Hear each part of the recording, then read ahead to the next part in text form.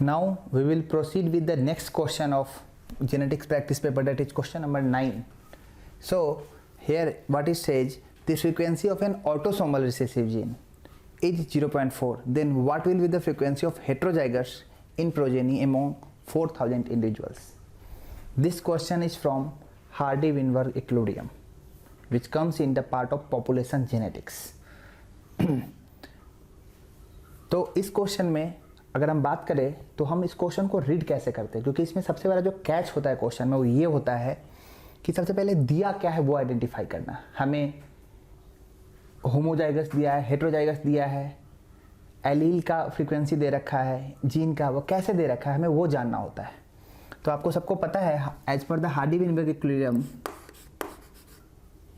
हार्डी-वेइनबर्ग principle, what it says is कि अगर किसी भी पॉपुलेशन में उसके कुछ कंडीशंस अगर उसको मीट करता है तो ये है कि किसी भी दोनों जो एलील की जो वो है जीन का जो सम है वो इसके 1 के इक्वल आता है, ठीक है।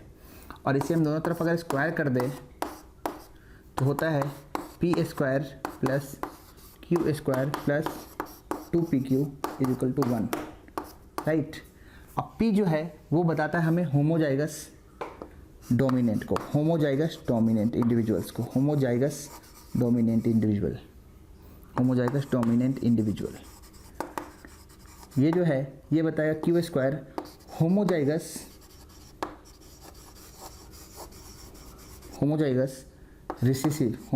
रिसेसिव इंडिविजुअल्स को। और ये जो 2pq है वो बताता है हेटेरोजाइगोट्स को, किसको? Heterozygous individuals. अब हमें पता है हर इंडिविजुअल में एक जीन के 2 एलील होते हैं, राइट।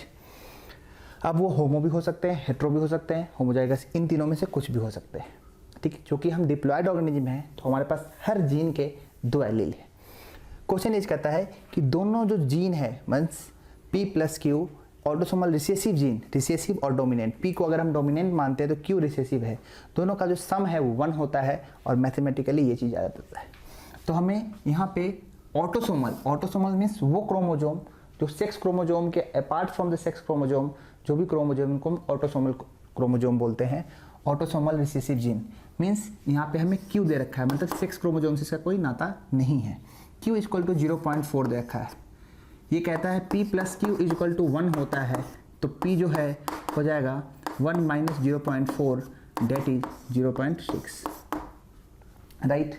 इससे हमें दोनों डोमिनेंट और रिसेसिव जीन की जो है वो फ्रीक्वेंसी मिल गई कि पॉपुलेशन में क्या है।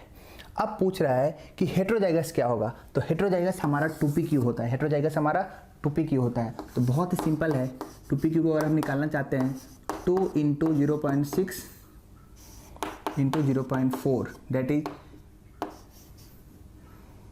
0.48, और इसको हम सॉल्व करें तो आता है हमारा 48%। कितना आता है? 48%। मीन्स जितने भी इंडिविजुअल्स होंगे उनमें से जो 48% होगा वो आपका हेटेरोजाइगस होगा।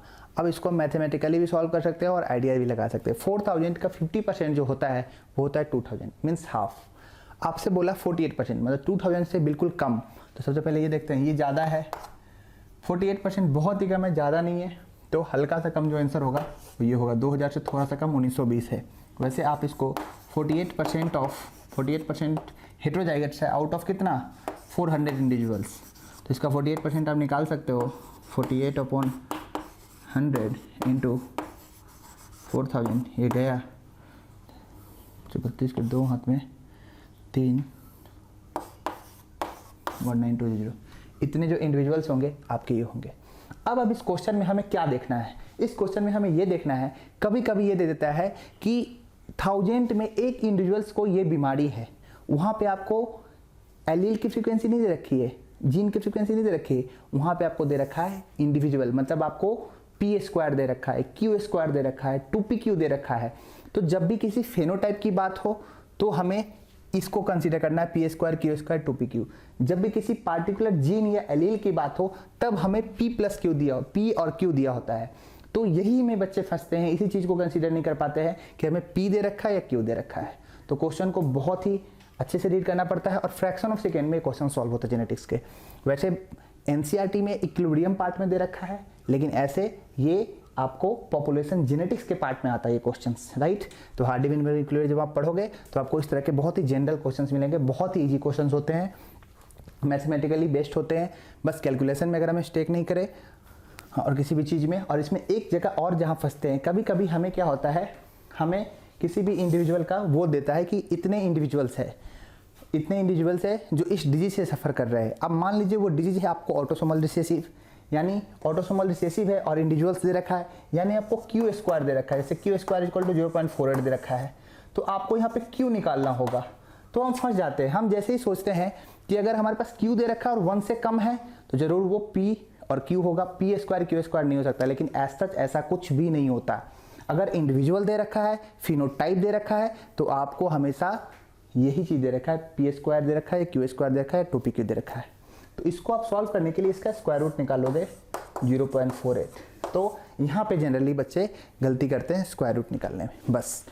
और ये क्वेश्चन आपको कहीं नहीं फंसाता, बस आइडेंटिफिकेशन कि दिया क्या है, निकालना क्या तो बहुत ईजी होता है, इनमें से कुछ ना कुछ निकालना होता है, दिया क्या है हम वहीं पे अटकते हैं। तो इस क्वेश्चन को आप थोड़ा सा केयरलेस ना होकर थोड़ा सा बस आइडेंटिफाई कर लीजिए क्या दिया है, बहुत इजीली सॉल्व हो जाता है। वैसे इस क्वेश्चन को वैसे भी सॉल्व कर सकते हैं, ये जनरली सब बच्चों को याद होता है। तो 3 सेकंड में क्वेश्चन सॉल्व होगा कि आपको रिसेसिव जीन दिया 0.4, राइट, तो डोमिनेंट हो जाएगा आपका 0.6, और आपको पता है 2pq निकालना है, तो 6 चक 24 और 24 दूनी 48, 48 देखो यानी 48% के आसपास। 4000 का हाफ होगा 2000, और 2000 से थोड़ा सा कम करो तो ये आपका 90-20 आंसर आ जाएगा। इसको 3 सेकंड में हम सॉल्व कर सकते हैं, 3 से 5 सेकंड में, बहुत कम टाइम लगता है, लेकिन जो सावधानी बरतने वाली बात है वो मैंने आपको बता दिया है, दिया क्या है और करना क्या। Thank you so much.